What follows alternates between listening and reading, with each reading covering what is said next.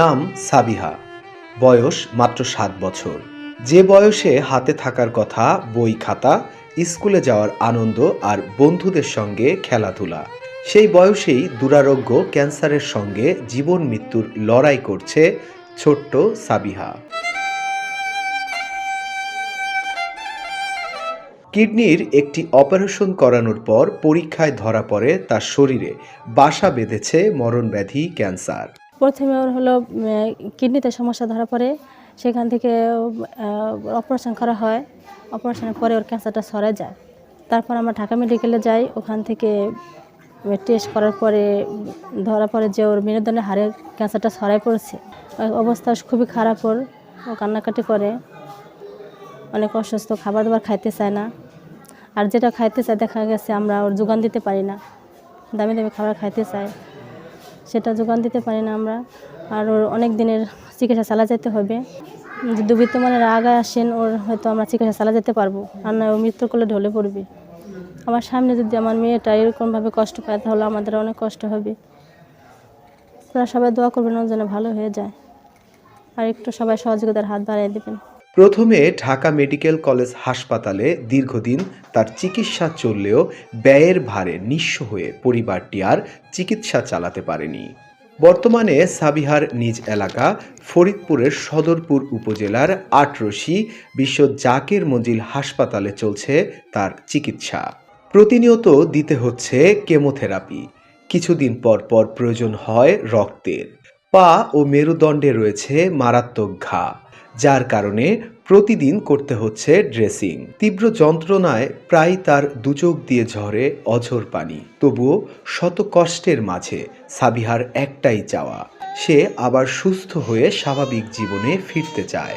সবাই আমাকে দোয়া করবেন, আমি যেন স্কুলে যেতে পারি। সাবিহার বাবা সদরপুর মহিলা কলেজের একজন অবৈতনিক শিক্ষক হিসেবে দীর্ঘদিন ধরে শিক্ষকতা করে আসছেন।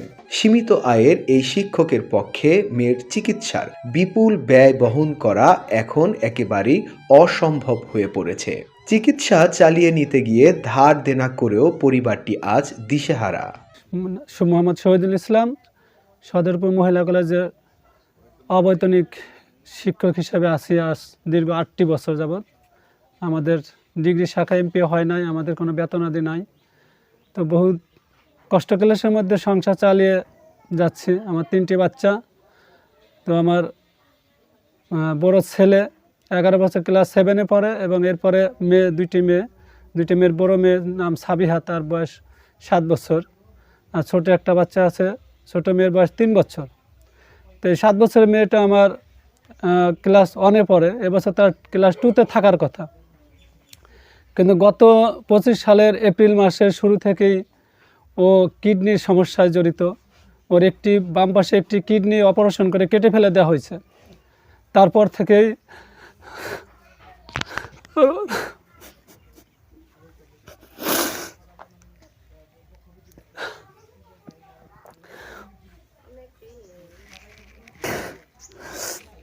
ওর ক্যান্সার ধরা পড়ে। আর 6 মাস যাবো ঢাকা মেডিকেল কলেজে ক্যান্সারের চিকিৎসা চলতেছে।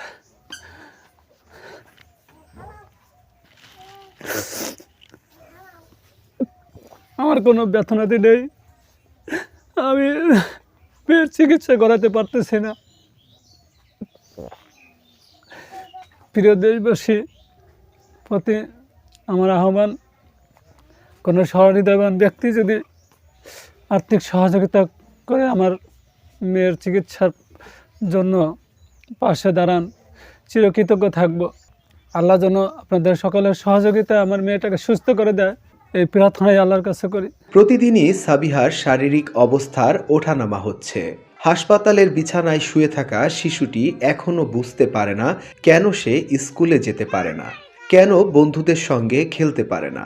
আমাদের বাচ্চা আজকে বাড়ির মেয়ে, আমাদের দেবরের মেয়ে, আমাদেরও মেয়ে আজ স্কুলে যাবে, খেলাধুলা করবে, সে আজ পারতেছে না। আমাদের বাচ্চারা স্কুলে থেকে আসেও তাকায় দেখে কাকি স্কুলে তানজিম আসছে, ওরা আসছে, তাকায় থাকে আসে, কিন্তু মাজার থেকে পা পর্যন্ত পড়ে গেছে, হাঁটতে পারে না। ওর যে কত কষ্ট লাগতেছে ওই নিজেই বুঝতেছে, আমরা অনুভব করে পারি।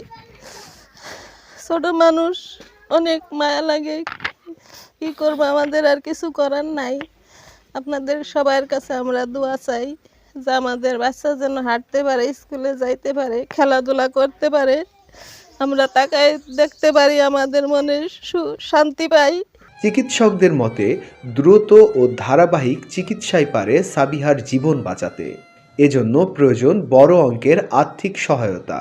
এ অবস্থায় সমাজের বিত্তবান, মানবিক ও সহৃদয় মানুষের সহযোগিতাই হতে পারে সাবিহার জন্য বাঁচার একমাত্র আশার আলো। এমনটাই মনে করছেন তার পরিবার ও স্থানীয়রা। আমার নাতি ক্যান্সার হয়েছে, আপনারা দোয়া করেন তার নিয়ে আমার নাতি নিয়ে খেলাধুলা করতে পারে স্কুলে যাওয়ার পরে। আগেও তো স্কুলে গেছে, পড়ালেখা করছে, 7 বছর বয়সে যে নাতির, বুঝছেন। আমার নাতিদের নিয়ে দোয়া করেন, সবাই মিলে দোয়া করেন, খেলাধুলা করতে পারে, স্কুলে যাইতে পারে, পড়ালেখা করতে পারে ভালোভাবে। আসলে ছোট্ট শিশু সাবিহা, ওর বয়স মাত্র 6 বছর। ওর চিকিৎসার যে ধারাবাহিকতা এখন প্রয়োজন। গত কয়েকদিন আগে ওকে কেমোথেরাপি দিয়ে নিয়ে আসছে। ওর কোমরের নিচের অংশ ইতিমধ্যে অবশ্যই গেছে, ওর একটা পায়ে অলরেডি ঘা হয়ে গেছে। তো এখন ওর চিকিৎসার ধারাবাহিকতার জন্য অর্থের প্রয়োজন, কিন্তু সাবিহার পিতার পক্ষে এই অর্থের যোগান দেওয়া সম্ভব না। এজন্য সমাজের যারা বিত্তবান রয়েছে, যারা সহৃদয়বান ব্যক্তি রয়েছে, যারা আত্মমানবতার সেবায় কাজ করতে চায়, আমি তাদেরকে আহ্বান জানাবো যে শিশু সাবিহার চিকিৎসার জন্য তারা যেন এই সাবিহার পাশে এসে দাঁড়ায়, এই প্রত্যাশাই আমার সবার কাছে। আমাদের সাবিহা, উনি স্কুলে যাওয়া আসা করতেন, ছোট বাচ্চা, এবং ওনার সাথের সঙ্গী যারা আছে তারা এখনও যাওয়া আসা করে। উনি আফসোস করে এবং রুগ্ন অবস্থায় উনি খুব ভুগতেছেন, ওনার ক্যান্সারের মধ্যে চলে গেছেন, এবং ওনার যে বাবা এবং মা, আমাদের আর্থিক অবস্থা খুবই একটা ভালো না, শোচনীয় অবস্থা।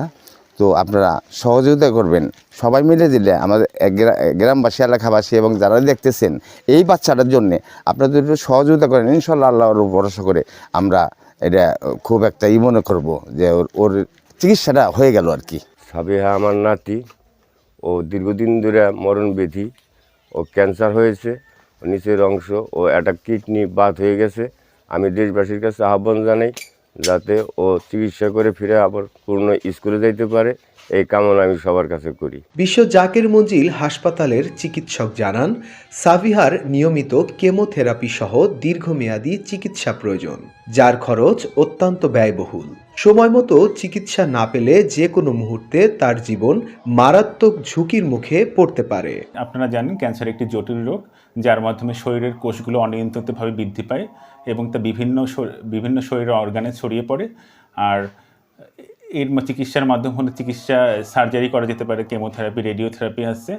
আর সাবিয়া বর্তমানে আমাদের কেমোথেরাপি পাচ্ছে, আর ও ঢাকায় চিকিৎসা নিচ্ছে। আর আপনারা জানেন এই চিকিৎসা খুবই ব্যয়বহুল, আর এটার নির্দিষ্ট কিছু সময় পর দিতে হয়। আর এই চিকিৎসার এই সাইকেলটা মেনটেন করা খুবই জরুরি, আর মেনটেন না করে গেলে ওর জীবন একটা হুমকির মুখে পড়তে পারে। এটা আপনারা জানেন ক্যান্সার একটি জটিল রোগ, যার মাধ্যমে কোষগুলো অনিয়ন্ত্রিতভাবে বৃদ্ধি পায়, আর এই কোষ বৃদ্ধি পাওয়ার মাধ্যমে এটা ছড়িয়ে পড়ে শরীরের বিভিন্ন অর্গানে, আর এটা ক্রমশ বৃদ্ধি পেতে পারে। প্রপার চিকিৎসা যদি না দেওয়া যায়, আমরা যদি একটা রোগীকে পরিপূর্ণ চিকিৎসা না দিই, তাহলে এটা আরও বৃদ্ধি পাওয়ার ভাগটা আরও বেড়ে যায়। হ্যাঁ, সাবিহা আজ শুধু একটি পরিবারের সন্তানই নয়, সে আমাদের সকলের দায়িত্ব। আপনাদের একটু সহযোগিতায় পারে সাবিহার জীবন বাঁচাতে, তার মুখে আবার হাসি ফিরিয়ে দিতে। ফরিদপুরের সদরপুর থেকে তানভীর তুহিন, এশিয়ান টেলিভিশন।